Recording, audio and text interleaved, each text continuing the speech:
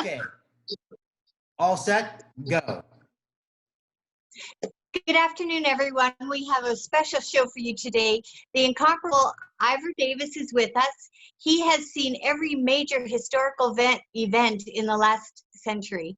He was there during the Watts riots. He was the first to travel with the Beatles when they arrived in America in 1964. He was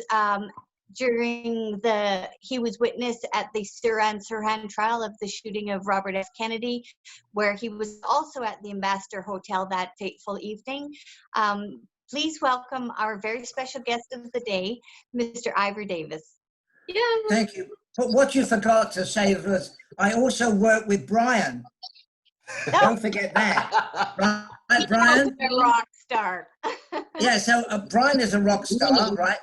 No, you are. So I'm going to add to all of this. So, but you know, I wanted to tell you the story to interrupt. But so, I mean, thank heavens I had Brian at some of the interviews for the movies. I mean, otherwise nobody would have known what to ask. Do I exaggerate, Brian? Anyways, nice to meet you all. So with that, we got to talk about this book. Not only is this a good read, it's one of the best books I've ever read. You got to say that. But also, it's Manson Exposed, because I remember when he was telling me about these books, and I was like, wow, I never knew he covered the trial. Sherry, I forgot all about the Watts riot. I forgot that he's done a lot of these things. But also, something new that he has. Also, and then with that, on Epics. I don't think you can get Epics in Canada, but Epics here is a 6-part miniseries on the Manson trials, and you're in every episode of Ivor, aren't you? I am, yeah. It's actually, if you could get Epics, it's running right now, and it's one of the best documentaries about the whole Manson case, the rock and roll scene, Dennis Wilson, the Beach Boys, and all that stuff. It's on the Epics channel, and in Southern California, where I am, you know, I pay $5.99 a month to get the channel, but it's got a lot of good movies. So Epics, it's called Helter Skelter, a good series. Sorry, go ahead. I'm going to let the girls ask the first questions. Go ahead. Speaking of the Manson trials, Ms. Ivor, I was surprised to learn that actually your journalism, there was so much integrity and knowledge in what you wrote in the first book, you know, the 5, and that was the template for the prosecution's case against Charles Manson initially. So you know, that just shows the genius and, you know, your investigative journalism back then. Well, thank you for saying that, Sherry. Template, I love that word, template. I don't know what it means, but it's a good word. Anyway, seriously. So what happened was, I wrote the very first book about the Manson murders in 1970. Don't forget, the murders took place in 1969, where all 3 of you weren't even born. That's another story. Anyway, so I wrote this book because I had gone down to interview everybody at the Spahn Movie Ranch. And the Spahn Movie Ranch was the place where Manson and his runaway girls lived. So I interviewed them all, and I heard this amazing, incredible story from those who were not involved in the murders. And the murders, by the way, took place this month, 51 years ago, or something like that. Yeah, amazing. Anyway, so you know, being a reporter for a big London newspaper, I run down to the Spahn Movie Ranch and I start interviewing Manson family members, mostly the girls, a few of the boys who were not in jail. And they tell me this amazing story. Why did Charlie Manson send his people out to kill? He wanted to start a race riot. Of course, you know, right now with the era we're going through, race riots and the Black Lives Matter thing is very big. Anyway, so I'm sitting there, having traveled with the Beatles in 1964. I'm sitting there in 1969 with the members of the Manson family not involved in the murders, and they say to me,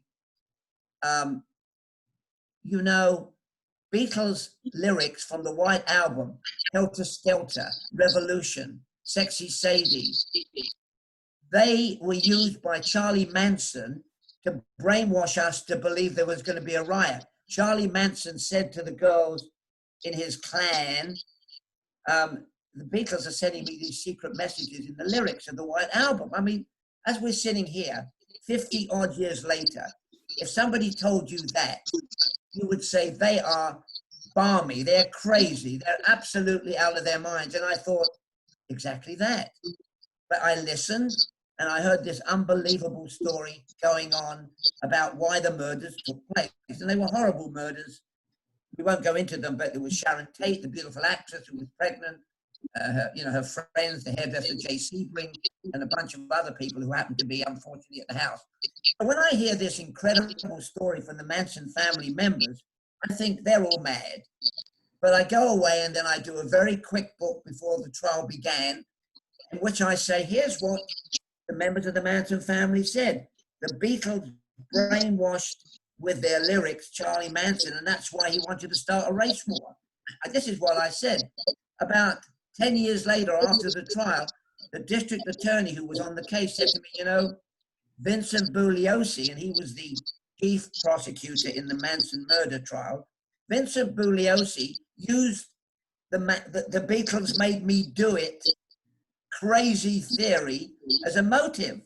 And as you said, Sherry, with your question, I mean, it was ridiculous. And they used it during the trial, which I covered. Guess what happened at the end of the trial? They were all convicted. So that's why it's the world is sometimes a very bizarre place, and I'm sure that you may agree with me to some extent. Anyway, I hope that sort of answers your question, Sherry. When you think of the stuff, did you always know you were going to be an author? Did you know you were going to always write books? No, I mean, I always, look, I either wanted, when I was a kid, I wanted to be a policeman in England. Growing up, I grew up in the East End of London, a policeman. And I was too small. I mean, you had to be in those days 5'9". I'm just under, no, I'm just over 5 feet. So I knew that my detective career was out of the window. So I thought, and Brian knows this, I said, what other job can you do where you can sit down and ask people rude questions or personal questions and get answers without them punching you in the face? And it's a journalist, right, Brian? Do I kid you? So you can ask them. So I thought, this is a great job. So I was very lucky. I got a job. I became a foreign correspondent living in America. They put me in as West Coast correspondent. And then it was all, I'd say fun and games. I wouldn't say murder is fun and games, but you know what I mean? There was the Beatles. There was unfortunately, I was in the kitchen when Bobby Kennedy was shot. I was on the road with Ronald Reagan. I won't bore you with all that stuff, but as Brian knows, in our profession, you get to meet up close and personal some of the greatest talents in Hollywood. I mean, Brian, I always say this, and tell me if I'm exaggerating. When we interviewed Robin Williams, it was like, it was a comedy show. He gave us, do I exaggerate? Brian, help me here. No, and it was funny. So Sherry and Jessica, they used to call them junkets. And a lot of times we would do them, it would be conducted at the Four Seasons in Beverly Hills. Sherry, when you come down, I'm taking you. That's my second home. That became our home because we were there every other day and almost every weekend. And we used different hotels. Sometimes Warner Brothers would have something at the Wilshire or the Beverly Hilton. Paramount might have something at the Four Seasons. In between that, we might have to go and run to see movies. And then so Ivor would sit in the print room. I would be in the radio room. And those rooms didn't intermingle. We kind of didn't like each other. So I liked everybody. I would go in other rooms because in our radio room, we had to have clean sound. We turned the air conditioning off. It was hot in there, but we were told we asked the better questions. In Ivor's room, they were used to responding, yes, putting words into people's mouths. We let you ask a question, and then we have to ask the answer, then we jump in. So when someone like a Robin Williams had come in, Robin knew that we couldn't laugh because we needed to clean sound for syndicated radio. So he would do everything in his power, jumping up and down, start to undress, to take his clothes off and make us laugh. Once we laughed, then we got it out of the system. But he still would be funny during the interviews. And then like Russell Crowe loved us in the radio room. He didn't like the print people and he didn't like online people when he loved the radio room because we helped him get kind of get the Oscar push for the Gladiator. So he loved us. But we had the best time doing the stuff that I'm doing. But I'm not an author. I could never do what Ivor did. So that's why I always admired him from afar. I'm so honored to know that I know someone who went on tour with the Beatles and who didn't want to go, who got pelted with jelly beans in the back of his head. Tell that story. Tell how you went on, because Jessica has no idea how you went on tour. No.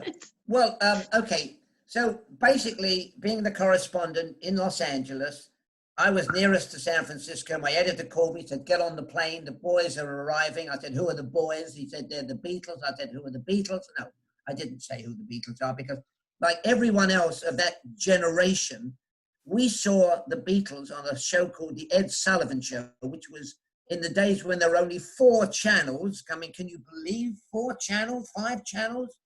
Back in 1964, you watched Ed Sullivan every Sunday night, and he had Elvis on, he had everybody on, and he was like I mean, if you see the old shows, he was like a policeman, a wooden policeman. He had no warmth. Ladies and gentlemen, the Beatles. Like, anyway, that was bad impersonation. So I'd seen the Beatles on television. I thought they were terrific. The audience went crazy. They sang great songs, but that was the only time I'd seen them. I didn't know much about them. And again, back in 1964, communication wasn't wide open. I mean, if Brian sneezes in Hollywood, people know about it in Timbuktu and in Australia within 10 seconds because of the internet.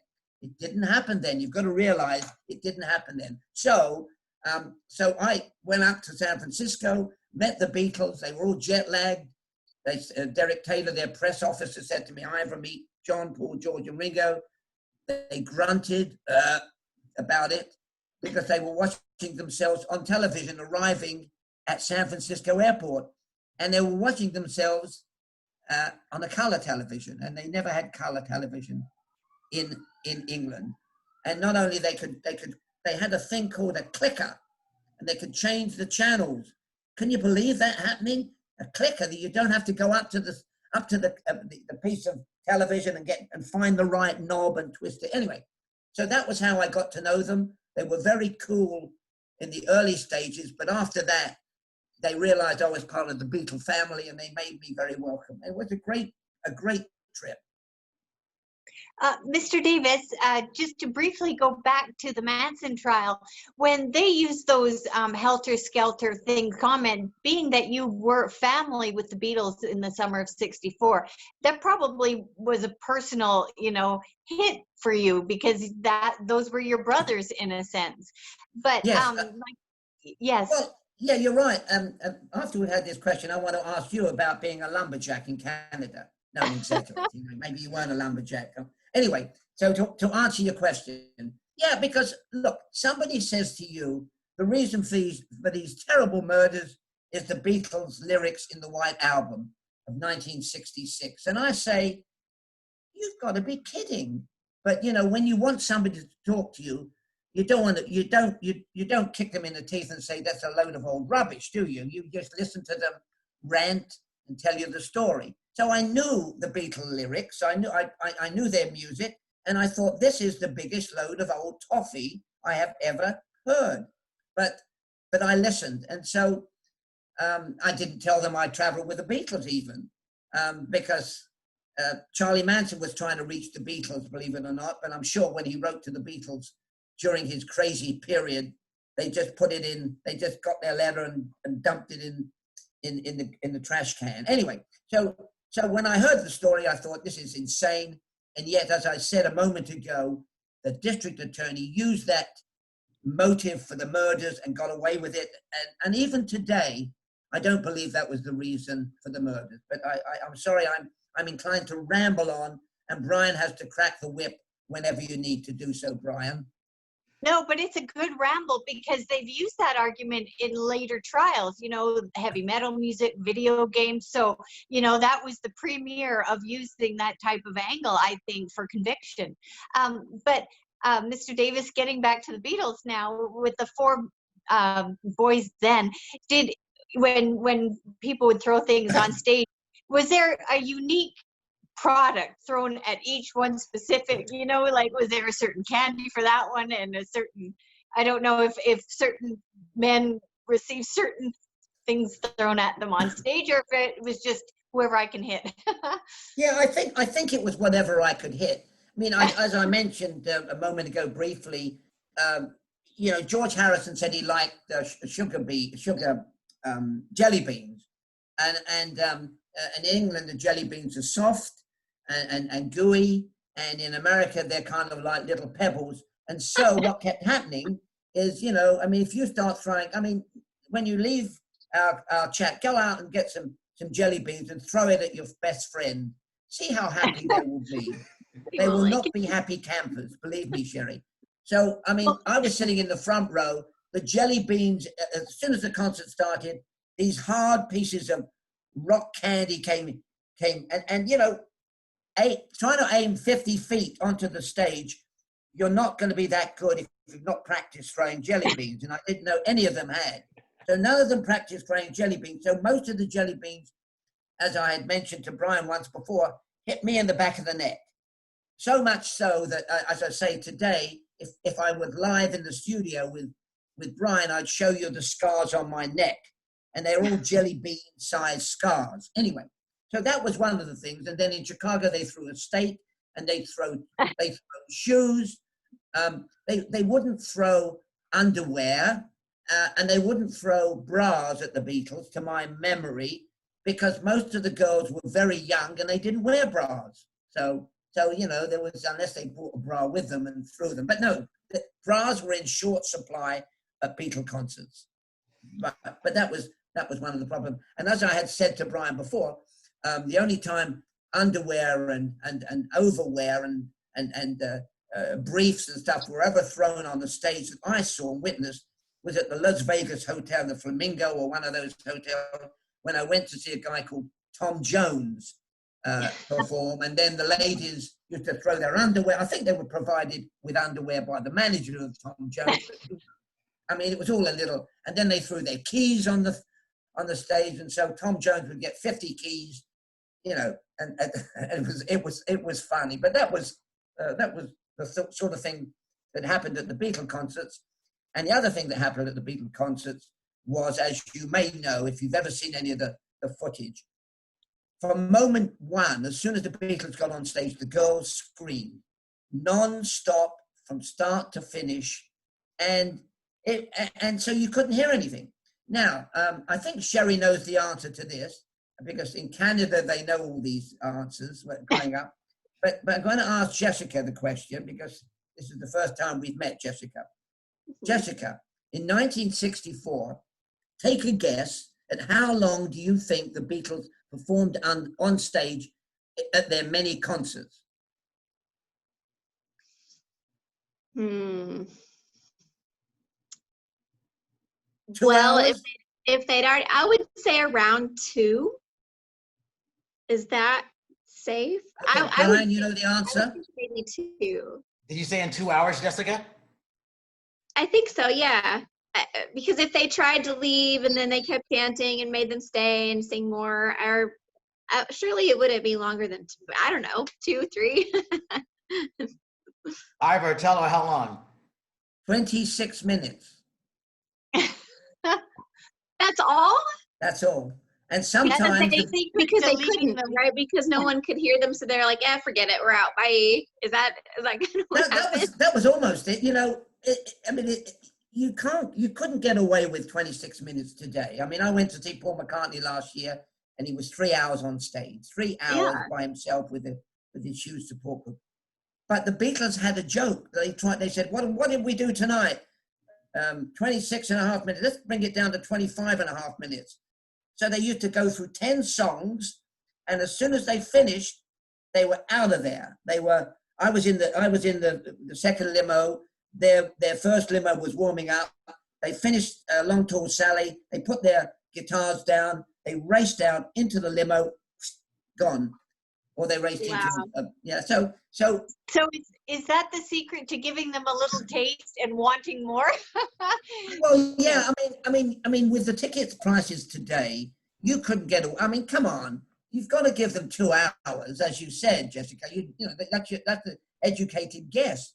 But the Beatles got away with 26 minutes. Never again today. And it was, but it's a whole different thing. The sound system was crappy. The Beatles couldn't hear themselves because the girls screamed. The devices, the auditory devices were Mickey Mouse. They were made from like 200, and there were 17,000 at the Hollywood Bowl. So, you know, it was a whole different world then. And of course, even when they played in 1965 at Shea Stadium, 55,000 people, you could barely hear them. And finally, with today's brilliant technology, they have improved those recordings, and now you can hear it. But of course, at Shea Stadium in New York in 1965, again, you couldn't hear the Beatles sing. The Beatles couldn't hear themselves sing. Ringo lost his way, didn't know what song he was playing. You know, if you bang the drums loudly, nobody notices. And that's the crazy scenario of back then. Did you say, backtrack a little bit, did you say they threw steak? Yeah, we were in Chicago, and I was sitting in the front row, and suddenly this raw steak comes flying over. I don't know whether they were aiming at who, but it kind of thudded. I mean, when you throw a steak in a show, you know, and something goes boom, you know, and it landed like about 4 feet in front of John, and the Beatles, who were used to this kind of ridiculousness, just kept playing. Amazing. Did that turn Paul McCartney to a vegetarian? You know, I think you're right. I think that was the reason. No, the reason he became. Good question, though, Sherry. And the reason Paul became, as you know, Linda was a vegetarian. Linda turned Paul into a vegetarian. That's Linda, the first wife. Mr. Davis, you had mentioned. Ivor. It always sounds like you're talking to an old man, although you are. But yeah. No, you're not. With much respect, Ivor. When you had mentioned that when you'd go back to the hotel room with the Beatles, you'd play cards or you would play Monopoly with John Lennon. Like, I'm always trying to find little ways that, you know, define a person's character, and Monopoly's quite the long game. So when you would play with John Lennon, did he speak much, or was he just in, you know, serious mode, quiet? Well, I'm going to tell you 2 things. When we played Monopoly, John actually cheated. And the reason he cheated was he wanted to land on the property that he wanted. So if he rolled the dice and he got the wrong number, he would kind of grab it again and roll it again until he got the right number. and so those, I mean, we had these games of Monopoly at 2 o'clock in the morning in his suite. So that, you know, when he called us up and said, Ivor, come over, and he invited Art Schreiber, who was the Westinghouse radio reporter, and we'd have games. And in the middle of the game, he would suddenly forget his seriousness. He'd pick up the phone and call and speak to Cynthia, his wife in England, and put the baby on. The baby was about 1 year old, his son, and he would goo. I mean, it was kind of nice. Goo to his son, long distance. And in those days, phone calls were expensive, although the Beatles were probably not too hard up for a few shillings, were they? They made some good money on the tour. But anyway, so that was the fun with John, hanging out with him in his hotel room, playing Monopoly, sometimes playing poker. And other than cheating, it was great fun because John was hilarious. I mean, he was just, I mean, it was like, I think I mentioned to Brian at one stage, he was like, he had the fast, quick brain of somebody like Robin Williams, who was a genius. And once before I asked Brian, I mean, wasn't Robin Williams sensational when he did? You mentioned him. Wasn't he sensational when you interviewed him? And he was like a comedy act. You know, you could have become a rich man, Brian, by taking the recordings you did with Robin Williams and releasing them as a long-playing album or something. Do I exaggerate? No, that was the case. And the thing for us is, you know, once you see, I was one of the few minorities. There was myself and Ron Brewington, who you haven't met yet. I haven't had him on this show yet. Or else everybody else, or the rest of the press, they were all white.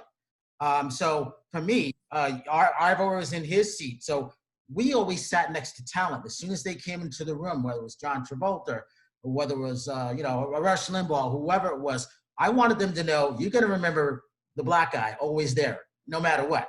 You got to remember the last name Sebastian, and then no matter what, you're never going to see me.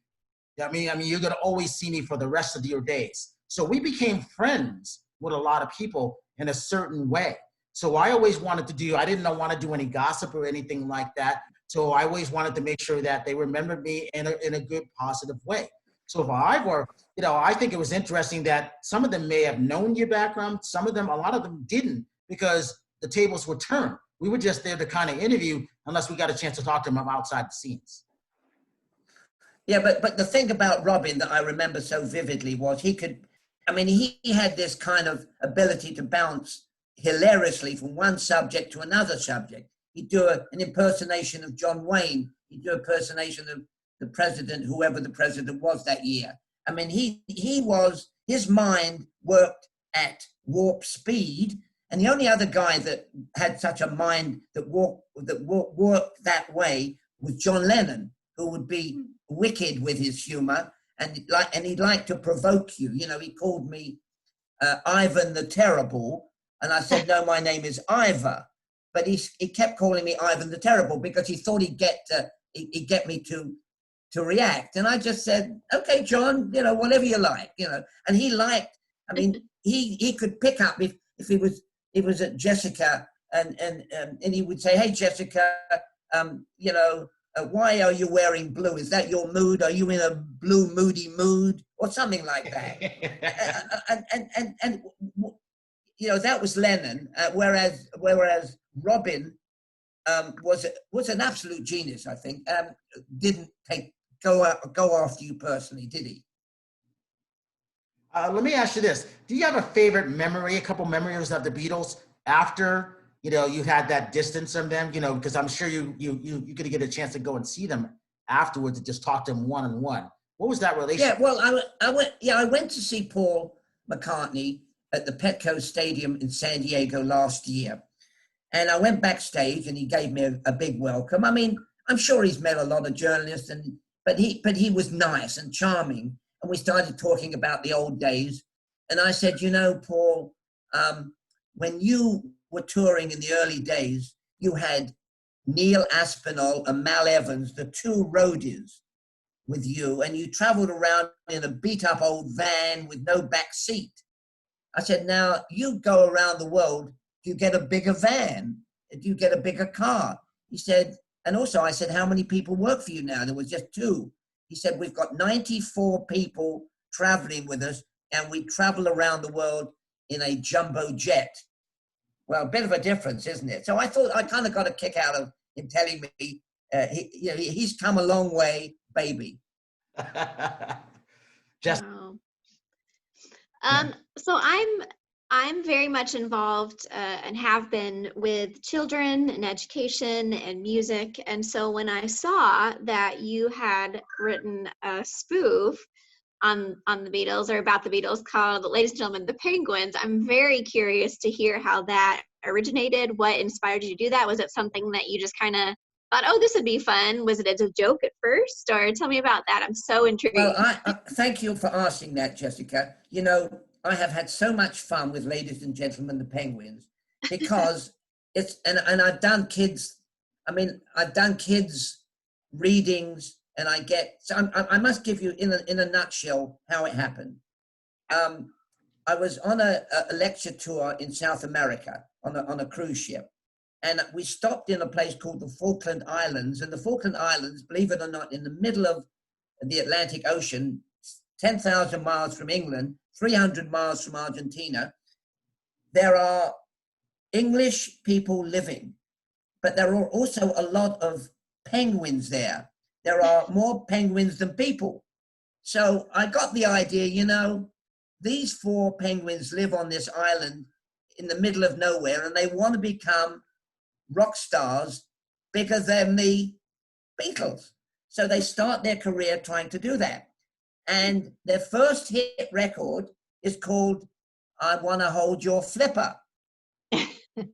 And then they get picked up by a manager who lives on the island, an English guy, and his name is Brian Fishstein. Okay, so Brian Fishstein then gets them a gig in America. I mean, big time, small island, America, on the famous variety show called the Ed Pelican Show. Of course. So of course, so it's kind of a spoof. It's great for the kids, and the illustrations are great, but it's also good fun for the adults who may be reading the book to the kids. And I should say one other thing. The names of the rock group are Sadie, Elias, Levi, and Ezra. And what do you think the names of my grandkids are? So it was a double whammy. And I must say, I've been at libraries talking about the book, and I get my grandkids to come along and they sign the book. And I have so much fun out of that. So that was a fun trip. So thank you for asking, Jessica. And it is. And I will very happily send it to you because I want to get the book to kids. Please. And not only that, what I like about the book is at the end of the book, it shows you all about the penguins. It tells you who the Beatles are. It tells you where the Falkland Islands are. And you make it a lesson for kids. So I love that. Yes, I would absolutely use that all the time. Good. Well, because it's. I mean, I've had so much fun. I can't tell you. A local songwriter in Southern California wrote the song for the book, and he sometimes comes with me on the road to sing "I'm a Penguin." It's a wonderful, wonderful, wonderful song. He's a retired police officer who now is a great songwriter called Alan Shapiro, and he wrote this piece of music for my book. And I don't think too many people can say they've had a children's book with a song written for the book. Anyway. No. Well, Ivor, it's interesting. A little bit of Jessica's history is that she's actually performed on a lot of the cruise ships around the world. Oh, Jessica has. Well, I mean, I must say it's fun, but if you tell me, it's pretty hard work. I mean, you're living in the staff quarters. Sometimes they put me as a speaker in a nice room. Sometimes they put me in the staff quarters, which is not too bad, except when the band plays until 3 a.m. in the morning in the staff cafeteria canteen, and that keeps you awake. But anyway, listen, who's going to complain? You know all about it. You feel me. I got you. We know how it is. Yes, yeah, that's fun. Ivor, we got about 3 minutes. Give your website link, social media links, and the name of the books. Okay, name of the books to start with are Manson Exposed, the reporter's 50-year journey into madness and murder, which is all about my travels with Manson. I mean, terrible as it seems. And you can actually see me on Epix for the next 6 weeks, Epix TV channel, where I am on the show called Helter Skelter, which is made by Oscar-winning filmmaker Leslie Chilcott. It's on the Epix channel every night of the week for the next 6 weeks, talking about the Manson book, my Beatles and Me on tour we've been talking about, and my children's book, which is, of course, Beatles and Me on tour. IvorDavisBooks.com, or get them at Amazon, or get them at the bookstore if the bookstore is open today, which may be, may not be. Thank you for the promo on that, and absolute joy to talk to such lovely ladies, and also Brian. Brian's okay, but you have to tolerate him. Hey, I'm working on it. Jessica, give your social media links. Jessica Heim, same as on the screen, on Facebook, and then also Jessica Heim 7 on Instagram. And aren't you a lawyer, Jessica? No. Okay, I thought maybe you were a lawyer. I mean, maybe I know somebody who. So if I'm looking for a great lawyer, I shouldn't call you. You can call me anyway, even if I'm not a lawyer. It's cool. We'll chat. Thank you. Sherry? Facebook, Sherry Nelson. Instagram, Twitter, XOXO Sherry, XOSHERRY. And Ivor, if you have a social media link, what is that? I'm on Instagram, I'm on Facebook, I'm on Twitter, and I know Davis Beetles. I mean, I know this is ridiculous, but I can't remember the links like you ladies just spun it off like, you dream about it. I have to look myself up to know what I am. So thanks We'll anyway for the post it. We'll post Means it. that you're Everyone on want to Instagram. know. I think that's impressive. Thank you. You know, All right, that- so with that, this is Brian Sebastian for Sherry Nelson, for Jessica Heim, for Ivor Davis. This is Movie Reviews and More. I want to thank Ivor with his books. I love his books. And I want to thank you for everybody coming on part 1 of Movie Reviews and More with Ivor Davis. And if you see someone without a smile, please give them one of yours because the world needs it, and we will see you next week.